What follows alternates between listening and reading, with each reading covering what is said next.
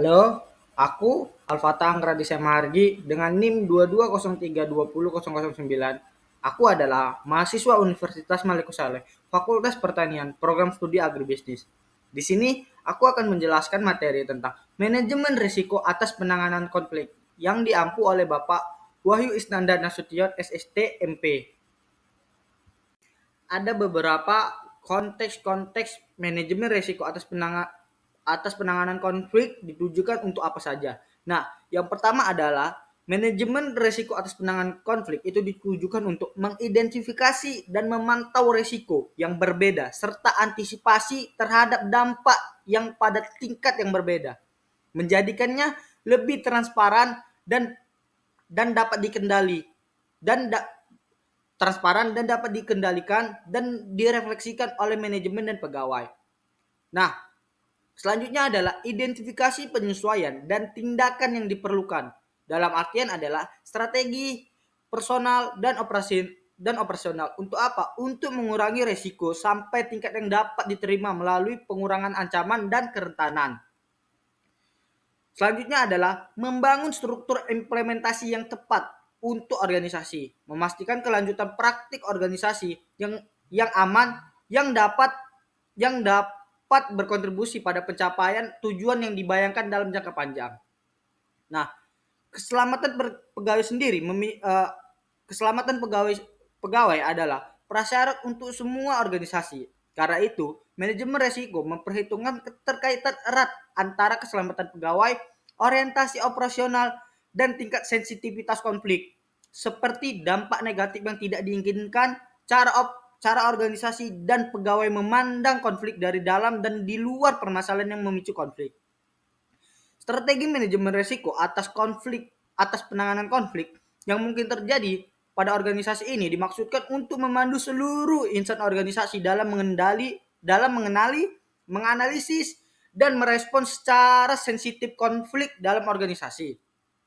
Sangat penting bahwa semua kegiatan organisasi direncanakan dan dilaksanakan dengan tingkat pemahaman sebaik mungkin tentang penyebab konflik, seperti kemungkinan dampak dari aktivitas organisasi dan dampaknya pada berbagai tingkatan yang berbeda. Manajemen risiko atas konflik yang terjadi pada organisasi harus dikaitkan dengan konteks organisasi. Nah, tujuan manajemen risiko atas konflik secara spesifik adalah untuk melengkapi manajemen dan seluruh staf organisasi untuk menjaga keselamatan mereka secara lebih baik dan untuk menjaga kebersinambungan atau keberlanjutan pelaksanaan kegiatan organisasi secara efektif meskipun dalam situasi konflik. Oleh karena itu, peningkatan kesadaran tentang kemungkinan efek timbal balik organisasi dan konflik satu sama lain serta penilaian strategis dan proses penyesuaian terhadap perubahan situasi menjadi sangat penting.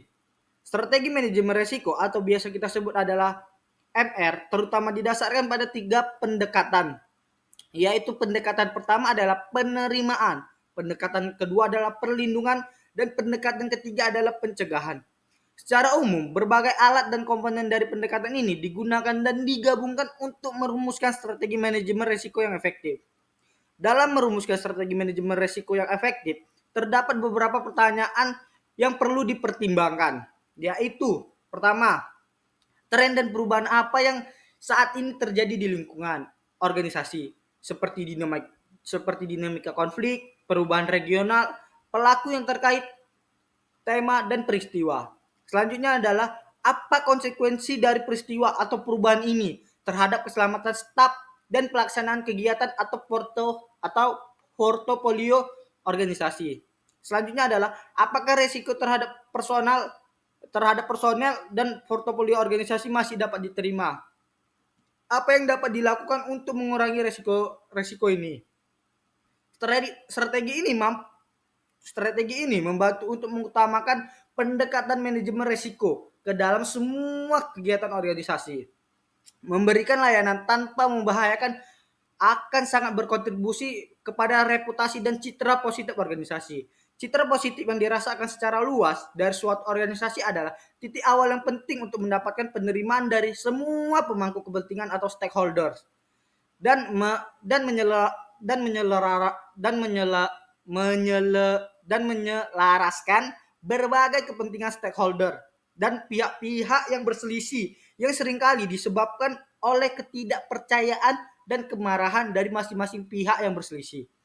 Meskipun intervensi dari organisasi yang berusaha untuk netral sehubungan dengan pihak-pihak yang berkonflik menunjukkan bahwa tidak selalu berdampak pada pelaksanaan pekerjaan yang netral.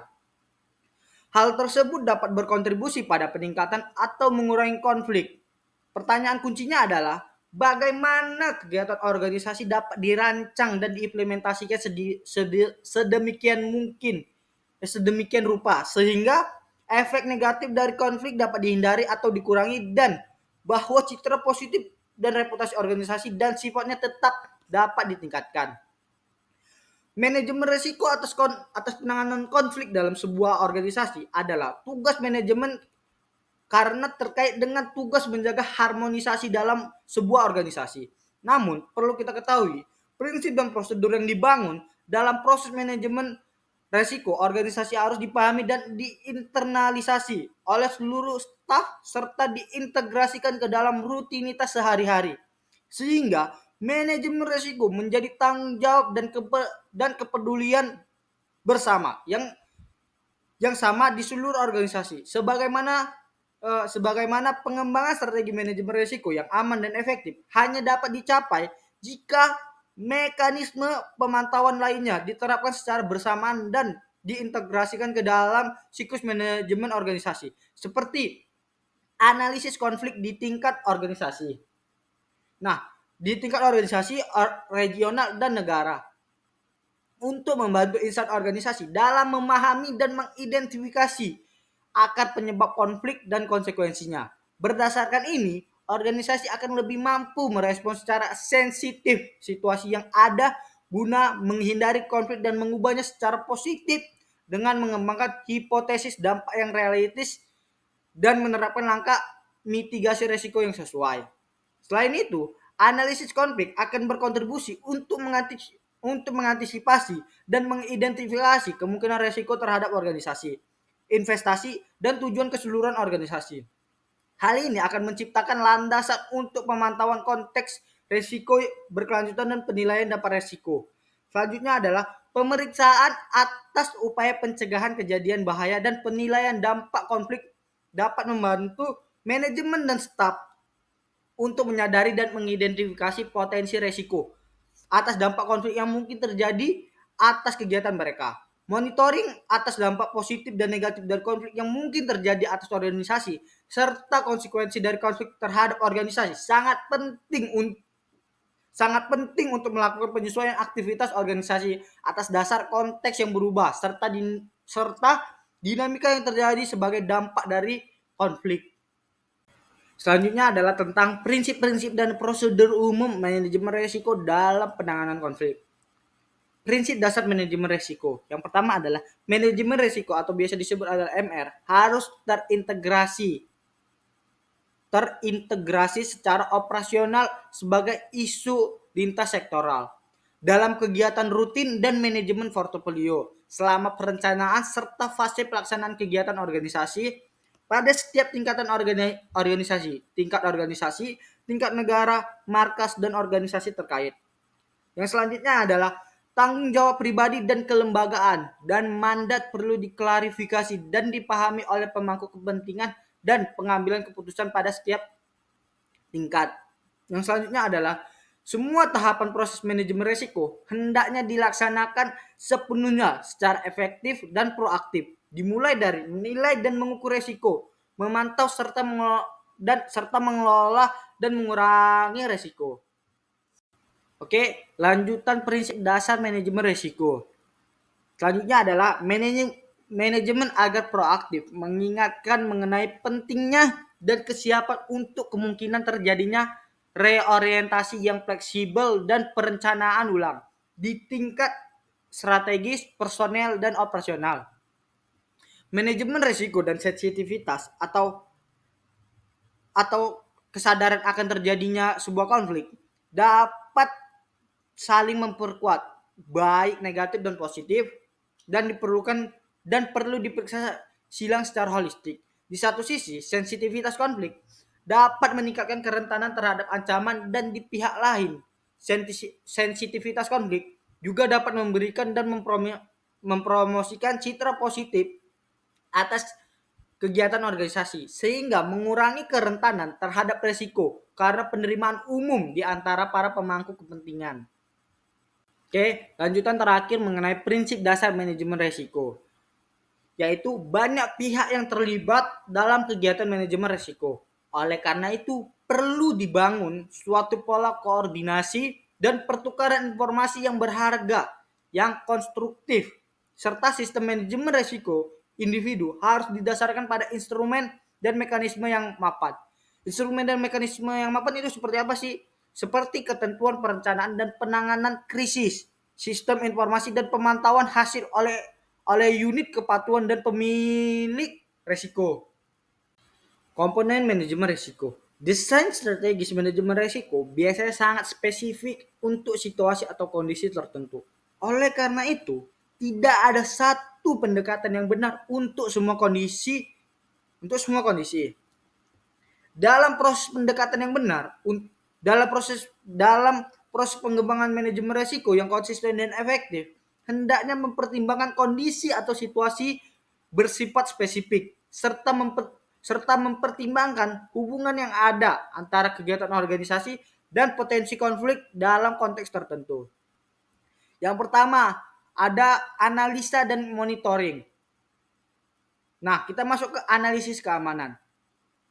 Manajemen risiko harus menjadi strategi yang bersifat proaktif, yang meminimalkan risiko terhadap staf, mitra, atau penerima manfaat yang dapat menjadi korban kekerasan psikologis atau fisik, serta meminimalkan risiko terhadap aset organisasi.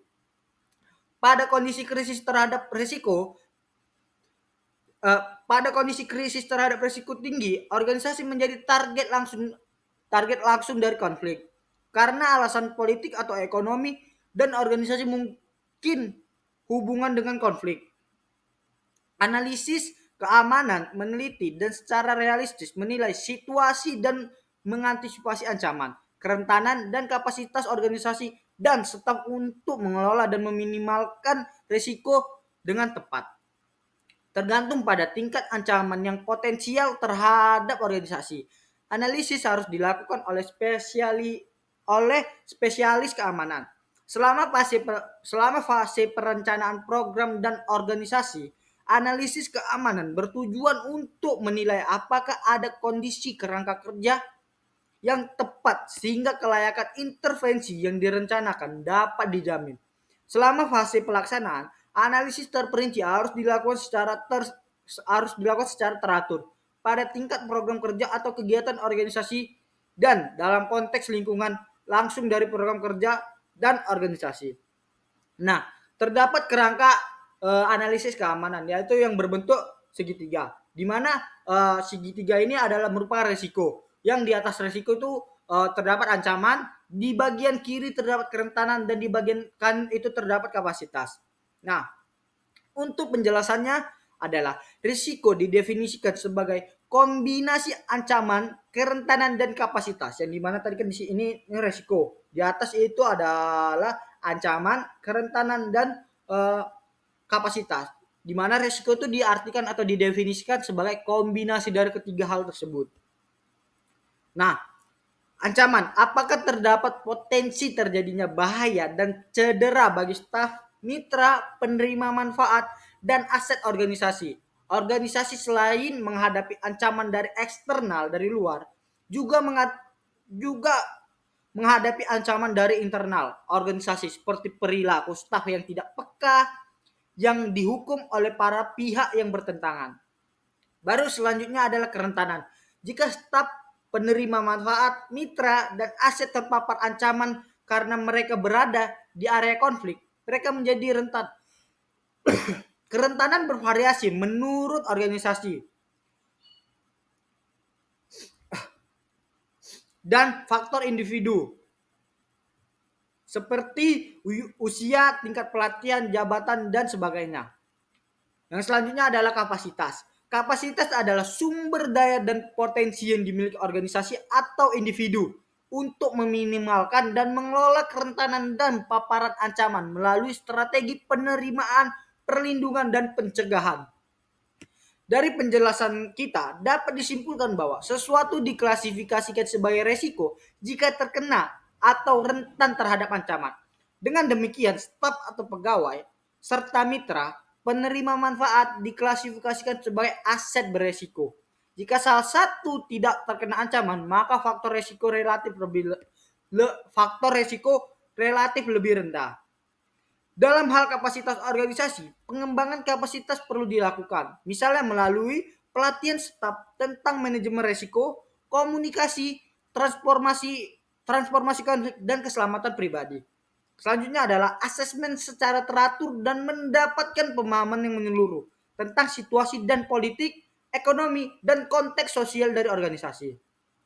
Selanjutnya adalah akses ke fasilitas dan informasi saluran komunikasi. Dan yang terakhir adalah berbagai informasi dengan berbagi informasi dengan pemangku kepentingan nasional dan internasional. Strategi manajemen risiko bertujuan untuk mengurangi ancaman dan kerentanan organisasi dan stafnya, dan secara aktif meningkatkan kapasitas organisasi untuk mengelola risiko secara tepat, yang dapat berkontribusi untuk mengurangi paparan terhadap ancaman dan menurunkan tingkat risiko pada tingkat yang dapat diterima. Selanjutnya kita masuk ke penilaian dampak risiko. Kemungkinan bahaya dan dampaknya mungkin sangat penting untuk dilakukan penilaian situasi. Ini juga dapat mempengaruhi keputusan tentang tingkat risiko yang dapat diterima oleh organisasi dan staf. Oleh karena itu, penilaian dampak risiko membantu organisasi dan staf untuk memperjelas masalah ini dengan mengajukan pertanyaan sebagai berikut. Seberapa besar kemungkinan risiko tertentu akan berdampak pada seseorang atau sesuatu? Jika kemungkinan tinggi, seberapa serius dampaknya? Penting untuk dicatat bahwa bahkan untuk risiko yang sama pada staf dan kegiatan organisasi yang berbeda, cenderung memiliki tingkat risiko yang dapat diterima atau acceptable risk dan dampak yang berbeda. Hal ini dapat disebabkan oleh faktor eksternal seperti gender, etnis, usia, dan lokasi organisasi masing-masing, dan lain-lain. Dan faktor internal, misalnya pengalaman psikologis dan mode pengiriman masing-masing. Oleh karena itu, manajemen dan staf perlu mengetahui tingkat penerimaan dan dampak untuk setiap resiko secara pribadi serta seluruh organisasi. Kondisi ini juga perlu dipantau untuk memberikan peringatan kepada manajemen ketika resiko bergeser dari yang dapat diterima ke kondisi yang tidak dapat diterima. Secara umum, resiko dapat diterima ketika hanya sedikit bukti dan tidak terlalu jelas bahwa kegiatan organisasi, staf, penerima manfaat, atau mitra telah menjadi sasaran kekerasan atau intimidasi yang serius. Staf dapat terus bekerja tanpa secara fisik dan psikologis dirugikan dan aset organisasi tidak dirugikan. Secara umum, resiko dapat dianggap tidak dapat diterima ketika staf, penerima manfaat, dan aset dirugikan dan menjadi target ancaman, intimidasi, atau kekerasan tertentu. Selanjutnya adalah penilaian situasi mengungkapkan bahwa orang dan aset mungkin akan dirugikan jika pekerjaan berlanjut tanpa tindakan proaktif yang sesuai. Nah, terdapat ambang batas risiko yang dapat diterima. Nah, garis lengkung mewakili ambang untuk risiko yang berbeda. Ambang batas penerimaan atau akseptansi bervariasi tergantung pada probabilitas risiko dan dampaknya. Jika ancaman berada di bawah ambang risiko yang dapat diterima, diperlukan tindakan untuk meminimalkan paparan terhadap ancaman dan membangun kapasitas untuk mengelolanya. Komponen manajemen risiko selanjutnya adalah konteks monitoring.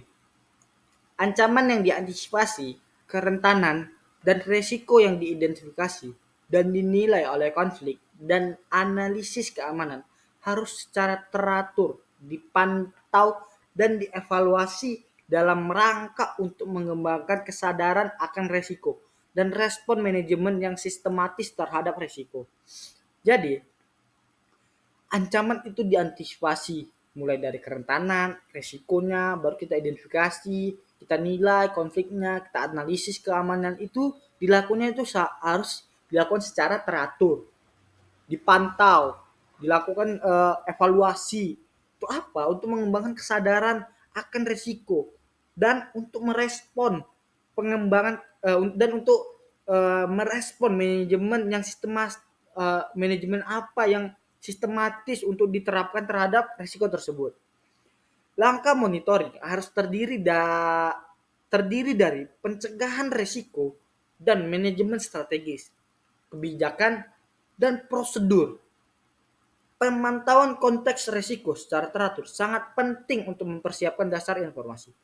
Jadi, ketika kita melakukan pemantauan konteks risiko, itu dilakukannya secara teratur.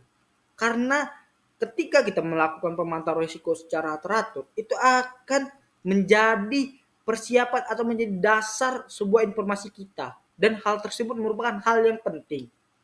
Berikut adalah beberapa prinsip dasar untuk pemantauan konteks.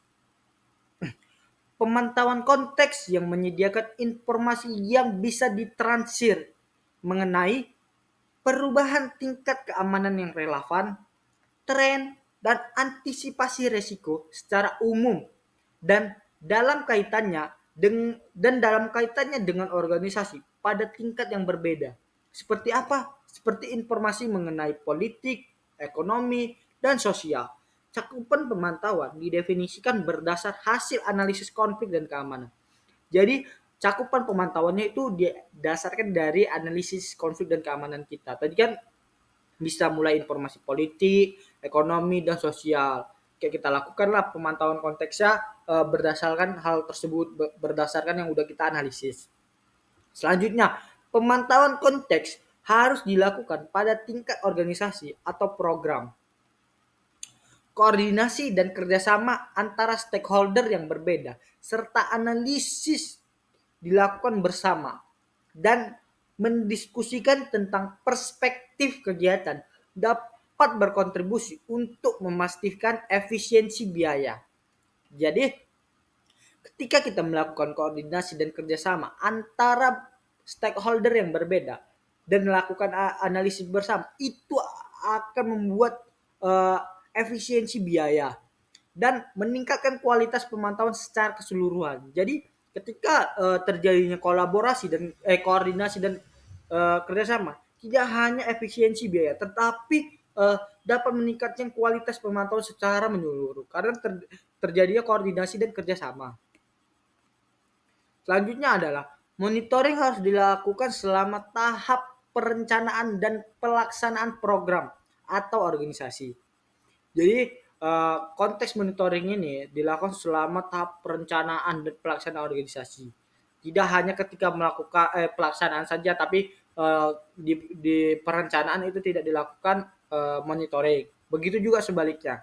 Nah, selanjutnya adalah pemantauan konteks pada tingkat organisasi atau program dapat dilakukan baik secara terpisah atau sebagai bahan integral dari pemantauan dampak organisasi atau program. Misalnya seperti apa? Misalnya dengan menggunakan checklist. Pastikan bahwa konteks monitoring menjadi suatu yang rutinitas dalam organisasi. Jadi konteks monitoring ini sangat penting. Kalau bisa itu jadi rutinitas atau keseharian kita. Bagaimana kita membedakan tingkatan dalam melakukan pemantauannya. Dilakukan itu secara terpisah atau kita lakukan pemantauan dampak organisasi atau programnya. Selanjutnya, adanya tanggung jawab yang jelas untuk pemantauan konteks dan evaluasinya harus diidentifikasi. Jadi, kita tuh harus bertanggung jawab untuk melakukan pemantauan konteks dan ketika sudah melakukan pemantauan konteks, kita lakukan evaluasinya juga harus diidentifikasi. Selanjutnya dan yang terakhir adalah monitoring konteks dapat dilakukan pada berbagai tingkat sistem. Jadi tidak hanya pada tingkat tertentu tetapi dapat dilakukan monitoring uh, dapat dilakukan monitoringnya tuh berbagai tingkat sistem. Oke, selanjutnya adalah pertemuan rutin dan aliran informasi. Dalam rangka mengevaluasi dan mengembangkan skenario dan tindakan serta penyesuaian yang sesuai dengan kegiatan organisasi dan kegiatan harus dilakukan review secara rutin. Nah, artinya apa? Biar tidak ada terjadinya perbedaan. Jadi kita lakukan pertemuan rutin, kita kasih tahu di mana apa pengembangannya, bagaimana tindakan yang udah dilakukan. Baru tuh ini hal ini harus dilakukan secara rutin atau berkala. Kegiatan ini sebaiknya diintegrasikan ke dalam proses manajemen yang sudah ada, seperti pelaporan rutin, seperti dokumentasi, dan analisis situasi keamanan juga harus menjadi bagian dari proses tersebut. Jadi ketika kita melakukan pelaporan rutin, itu kan bisa dicek secara berkala. Baru itu dokumentasi, bukti-bukti dari kegiatannya, baru itu analisis situasi keamanan juga menjadi bagian dari proses tersebut. Selain itu, juga harus dipastikan ketepatan waktu penyampaian informasi. Jadi nggak ada informasi telat atau nggak ada misinformasi. Itulah diperlukan ketepatan waktu dalam penyampaian informasi kepada manajemen dan staf yang melaksanakan kegiatan di lapangan serta stakeholder terkait. Jadi penyampaian informasi ini itu disampaikan kepada pihak-pihak yang terkait, kepada pihak manajemen, kepada pihak staf, kepada pihak stakeholder yang terkait. Baru oleh karena itu personil manajemen yang bertanggung jawab harus ada. Harus ada orang yang yang bertanggung jawab dalam menyusun hal tersebut. Dapat dengan mudah diakses. Nah, maksudnya itu ini dapat mudah diakses gitu. Kapan aja dibutuhkan ada. Terus kayak misalnya ketika diminta udah ada laporan rutinnya, dokumentasinya, betul laporan keamanannya, dan mendapatkan informasi yang cukup sepanjang waktu. Jadi sepanjang waktu itu informasinya ada terus, berkelanjutan, continue. Itulah tujuan pertemuan tujuan diadakannya pertemuan secara rutin. Komponen manajemen risiko. Yang selanjutnya adalah pencegahan dan manajemen. Nah, ada 3 strategi untuk mengurangi risiko. Di antaranya adalah penerimaan. Bagaimana kita menerima risiko tersebut. Bagaimana kita dapatlah kita terima gitu resikonya. Misalnya kita resiko begadang itu kan bakalan telat paginya, itu bagaimana kita melakukan penerimaan. Baru tuh yang selanjutnya adalah perlindungan. Baru tuh yang selanjutnya adalah pencegahan. Bagaimana kita mencegah resiko, kayak misalnya kalau kita nggak mau telat, berarti malamnya kita itu nggak usah begadang atau yang lainnya. Baru tuh kombinasi strategi penerimaan dan perlindungan adalah strategi yang paling umum dilakukan, yang diterapkan dalam merumuskan strategi atau upaya pencegahan atau mitigasi risiko, mengacu pada langkah-langkah sebagaimana diuraikan pada materi mengenai proses manajemen risiko. Nah, perlu diketahui proses manajemen risiko itu adalah proses bagaimana sebuah risiko terjadi. Nah, perlu kita ketahui juga dalam rangka mengembangkan strategi penyelesaian konflik, para pemimpin administrator dapat menggunakan berbagai macam cara.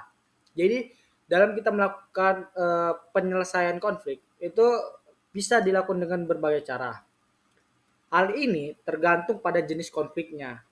Kalau misalnya konfliknya kayak gini, caranya kayak gini. Kayak contoh misalnya konfliknya itu konflik ringan, berarti kan cara penyelesaiannya itu juga dilakukan dengan cara ringan. Kalau misal konfliknya sedang, berarti cara penyelesaiannya itu dilakukan dengan sedang. Baru kalau misalnya konfliknya tingkatnya tinggi, berarti kan perlu dilakukan penyelesaian tingkat tinggi atau fokus yang lebih tinggi atau atau ya fokusnya tinggi, atau kayak kita haruslah konflik ini diatasin, kalau enggak dampaknya bakalan besar. Itu tadi bergantung pada jenis konfliknya, baru tuh sumber konfliknya dan sumber daya, atau kayak mana ya kita mau menangani konflik ini, terus sumber daya kita cukup nggak ya, atau yang kita punya itu cukup nggak ya untuk mengatasi konflik tersebut. Itu harus kita pahami juga bagaimana ketersediaannya untuk menyelesaikan konflik itu sendiri. Apabila permasalahan konflik yang ada dalam organisasi terkait dengan hal yang sangat teknik seperti konflik akan data atau informasi yang bias di antar pemimpin penyedia, atau konflik yang terkait dengan distribusi pekerjaan yang tidak merata, para pemimpin administrator dapat secara langsung mengintervensi penyelesaian konflik melalui proses negosiasi. Jadi kalau ada kayak konflik data, tidak merata pembagian kerja itu, kita sebagai pemimpin itu bisa melakukan intervensi. Nah, intervensi itu adalah kita langsung turun. Itu dengan cara penegosiasi. Kita lakukan negosiasi, kita buka, kita diskusi bagaimana enaknya dari mereka, apa keluhannya, terus keluhannya kita terima enggak. Kalau kita keterima apa solusinya. Jadi itu kan dalam proses negosiasi itu ada yang win-lose, win-win atau lose-lose. Ya, di dalam proses negosiasi tersebutlah terjadinya hal itu. Baru tuh jika para pemimpin administrator tidak dapat menyelesaikan konflik, maka jalan yang ditempuh adalah dengan melibatkan pihak ketiga. Jadi ketika pemimpin ini terjadi konflik kan, kayak konflik data, pekerjaan tidak merata, terus itu kan bisa lah kita lakukan intervensi. Tetapi pas melakukan intervensi berupa negosiasi, di dalam negosiasi tersebut konfliknya tidak selesai atau makin gede atau makin parah. Nah itu cara penanggulangan untuk pemimpinnya itu ya udah dengan pihak ketiga. Nah pihak ketiga ini berperan sebagai mediator atau arbitrator dalam penyelesaian konflik. Perlu diketahui juga pihak ketiga di sini itu harus yang merupakan profesional, harus yang memiliki keterampilan dalam menyelesaikan masalah sehingga masalah tersebut dapat diatasi. Banyak instrumen yang dapat dikembangkan oleh pemimpin administrator dalam rangka penanganan konflik. Salah satunya instrumen yang terkenal adalah Thomas Hillman Tools dalam intervensi konflik. Di mana itu ada 5 gaya penyelesaian konflik. Yang pertama itu adalah menghindari atau avoidance, bersaing, competing, mengakomodasi atau accommodating, berkompromi atau compromising, dan berkolaborasi. Jadi tergantung kita mau sebagai pemimpin administrator, kita mau menangani konflik ini pakai instrumen yang mana. Dari instrumen Thomas Kinman ini, kan ada 5 tuh. Mau menghindari, mau bersaing, mengakomodasi, berkompromi, atau berkolaborasi. Tinggal kita pilih. Nah, adapun manajemen resiko atas penanganan konflik adalah proses yang ditujukan untuk identifikasi dan memantau resiko. Jadi manajemen resiko atas penanganan konflik ini adalah proses untuk pertama ada mengidentifikasi resiko. Gimana sih resiko ini? Nah, kayak apa sih resiko ini, masuk ke resiko mana? Jenis resiko apa? Resikonya bakal berdampak gimana? Dampaknya sebesar apa? Nah, ketika sudah kita lakukan identifikasi resiko, kita pantau resiko tersebut.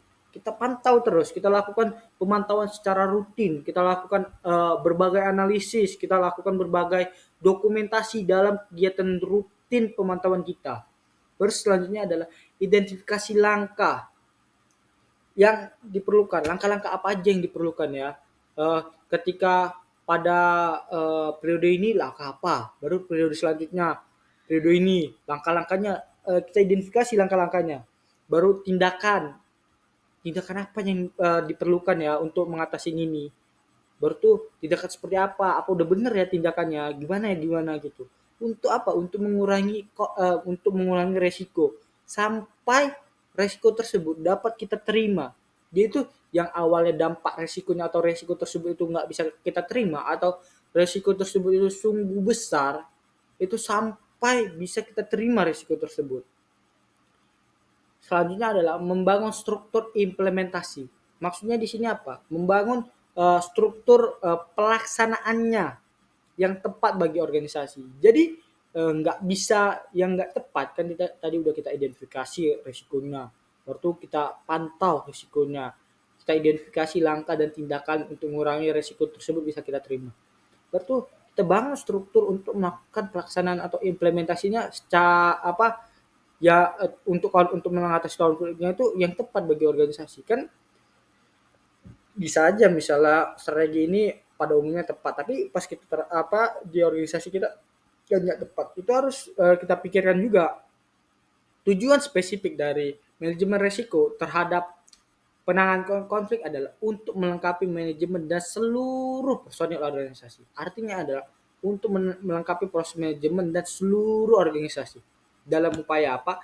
Dalam upaya menjaga keselamatan mereka secara lebih baik serta menjaga kebersinambungan pelaksanaan kegiatan organisasi secara efektif meskipun dalam situasi konflik. Jadi artinya adalah uh, manajemen uh, manajemen resiko dalam penanganan resiko itu digunakan untuk menjaga kestabilan di dalam organisasi pada saat pada saat situasi konflik. Jadi memastikan keselamatan orang-orang yang ada di dalam organisasi tersebut yang sedang berada di dalam konflik. Nah, terdapat latihan untuk melakukan manajemen untuk melakukan manajemen. Yang pertama adalah konsep manajemen konflik. Nah, ini latihannya. Misal, pada pukul 9 pagi, Dina, seorang pejabat pengawas di lingkungan Badan Pengembangan Kompetensi ASN menghubungi seorang pelaksana Pak Darto untuk menanyakan mengapa surat rekomendasi untuk akreditasi lembaga tidak dikirim tepat pada waktunya. Dengan meletakkan telepon, ia berkata, "Saya kecewa dengan cara kerja Anda. Apakah kamu pikir bahwa hanya kamu sendiri yang dapat bekerja dan tidak ada staf lain yang mampu mengerjakannya?" Jadi Pak Darto ini mempertanyakan, ini suratnya kok belum selesai ya? Apa cuma kamu doang yang kerja di sini? Nah, merasa ditegur sebenarnya Pak Darto sudah berusaha mengirim surat tersebut, namun pada hari H di mana surat tersebut harus dikirim, Pak Darto harus mengambil raport sekolah anaknya dan di perjalanan sepeda motornya mogok. Jadi pas sebenarnya rencananya udah pas. Jadi di hari H mau dikirim suratnya kan. Rupanya ada musibah. Atau ada kegiatan lain ngambil raport anaknya ke sekolah. Tetapi pas di perjalanan keretanya motornya mogok. Baru pertanyaannya, apa sumber dari konflik yang sedang terjadi? Baru tuh jika ada sebagai pejabat administrator yang bertanggung jawab atas situasi yang terjadi, dari mana Anda akan memulai mencari pemecahan masalah ini? Anda dapat memilih satu cara penanggulangan konflik dan uraikan pendapat Anda. Baru hal positif apa yang dapat diambil dari konflik di atas. Jadi sumber konfliknya apa? Baru tuh kita sebagai pejabat administrator dalam situasi tersebut memulai melakukan pemecahan masalah dari mana, baru cara penanggulangannya, baru hal positif apa dari konflik tersebut terjadi yang bisa diambil. Baru tuh prioritas penyelesaian konflik. Ini contoh latihannya. Betty seorang pemimpin administrator tengah menghadapi hal yang rumit terkait pertentangan antara dua pemimpin pengawas di bawah rentang kendalinya. Dua orang pemimpin pengawas, Pak Tito dan Bu Teti, sudah 1 minggu tidak masuk kerja. Banyak pekerjaan penting di kantor yang harus dikerjakan kedua orang pemimpin tersebut ditinggal begitu saja. Jadi karena dua orang tersebut nggak masuk, jadi dua tugas orang tersebut itu ditinggal gitu aja. Jadi kan tugasnya terlantar, nggak terlaksanakan atau nggak dapat diselesaikan. Informasi dari para staf pelaksana yang didapat Bu Betty bahwa kedua orang pemimpin telah bertengkar terkait carut-marutnya penanganan kegiatan seminar 2 minggu yang lalu. Mereka saling menyalahkan satu sama lainnya tentang ketidakberesan pertanggungjawaban keuangan seminar. Nah, pertanyaannya, bagaimana cara saudara sebagai pemimpin administrator menyikapi kegiatan tersebut? Bagaimana kita sebagai pemimpin menyikapi kejadian tersebut? Ini kan kejadian prioritas konflik. Berarti bagaimana kita melakukan teknik-teknik mengidentifikasi masalah-masalah konflik, apa aja masalahnya? Bagaimana kita merumuskan masalah untuk konflik tersebut.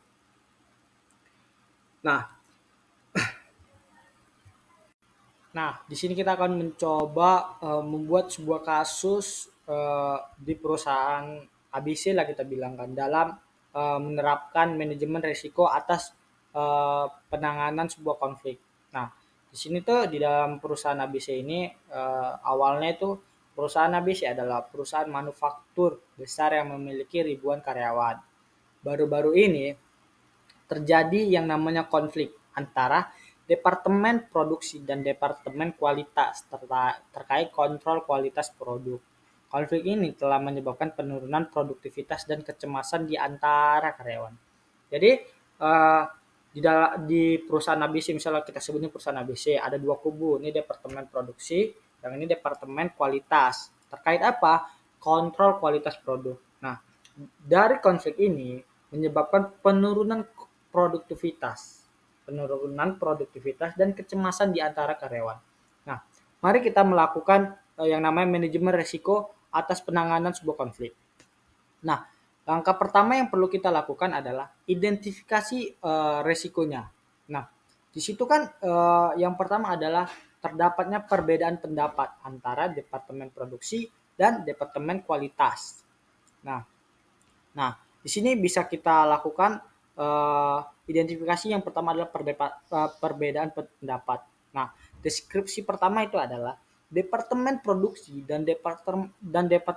departemen kualitas memiliki pandangan yang berbeda mengenai kontrol kualitas produk. Jadi di sini dua departemen atau dua pihak yang terlibat konflik itu memiliki pandangan atau cara pikir yang berbeda mengenai kontrol kualitas produk.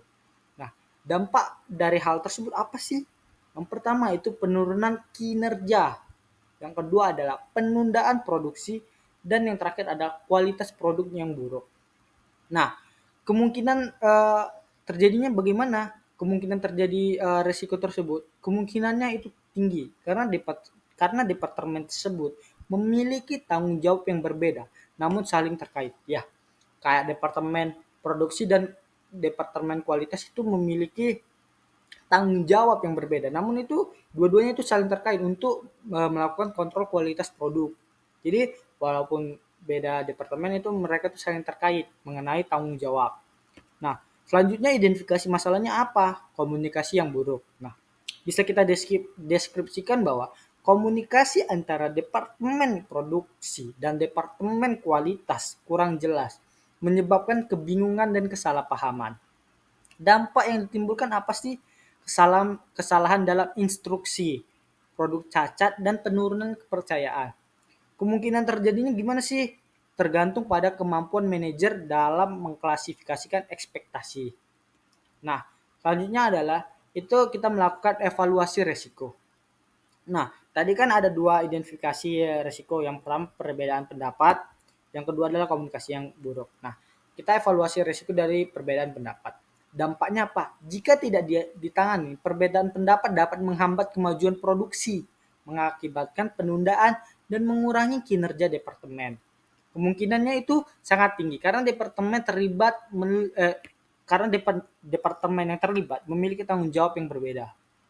Baru tuh kita lanjut ke evaluasi yang kedua yaitu komunikasi yang buruk. Dampaknya apa sih? Komunikasi yang buruk dapat menyebabkan kebingungan, penyebaran informasi yang salah dan konflik internal. Kemungkinannya itu tergantung pada kemampuan manajer dalam mengklasifikasikan ekspektasinya. Baru tuh selanjutnya adalah langkah strategi penanganan risikonya bagaimana sih? Nah, untuk strategi penanganan risiko perbedaan pendapat adalah menyelenggarakan pertemuan antara departemen produksi dan departemen kualitas untuk mendiskusikan dan menyelesaikan perbedaan pendapat, mencari titik tengah yang dapat diterima oleh semua pihak. Nah, untuk komunikasi yang buruk, strateginya adalah menyelenggarakan pelatihan komunikasi untuk memastikan bahwa semua anggota tim memahami bagaimana menyampaikan pesan secara efektif dan memastikan semua pihak terlibat dalam komunikasi yang jelas dan terbuka. Nah, implementasi strategi penanganan resikonya bagaimana sih? Nah, implementasi strategi penanganan resiko untuk perbedaan pendapat adalah menerapkan pertemuan antara departemen produksi dan departemen kualitas untuk mendiskusikan perbedaan pendapat dan mencapai kesepakatan tentang kontrol kualitas produk. Nah, untuk komunikasi yang buruk adalah mengadakan pelatihan komunikasi untuk semua anggota tim. Langkah yang selanjutnya adalah monitor dan review. Nah, monitor dan review untuk perbedaan pendapat adalah mengadakan pertemuan lanjutan untuk memastikan kesepakatan yang dicapai diikuti dan diterapkan. Untuk komunikasi yang buruk adalah membuat forum umpan balik yang terbuka di mana anggota tim dapat menyampaikan apakah komunikasi telah meningkat. Nah, kesimpulan dari contoh kasus perusahaan ABC ini adalah manajemen resiko dalam penanganan konflik adalah proses penting dalam lingkungan kerja. Dengan langkah-langkah yang tepat, konflik dapat diubah menjadi kesempatan untuk pertumbuhan dan perbaikan dalam organisasi. Toh kita lihat tadi kan ada komunikasi. Nah, dari ketika kita melakukan penanganan konfliknya, komunikasinya meningkat. Nah, sehingga kita sehingga ketika komunikasi tersebut meningkat, itu kan akan meningkatkan kualitas pihak yang terlibat dalam melakukan skill komunikasinya. Nah, selanjutnya adalah dengan menerapkan strategi yang tepat, konflik di perusahaan ABC dapat diatasi dengan baik, meningkatkan produktivitas dan kepuasan karyawan. Dengan pendekatan ini, perusahaan dapat memastikan bahwa perbedaan pendapat dan komunikasi yang buruk tidak menghambat tujuan organisasi. Dengan materi ini, diharapkan audiens akan memiliki pemahaman yang lebih tentang manajemen risiko dalam penanganan konflik di lingkungan kerja. Begitulah tadi penjelasan materi tentang manajemen risiko dalam penanganan sebuah konflik. Terima kasih atas kesempatan dan waktunya. Aku Alfata Anggradi Semahargi dengan NIM 2203 20009 pamit undur diri. Dadah.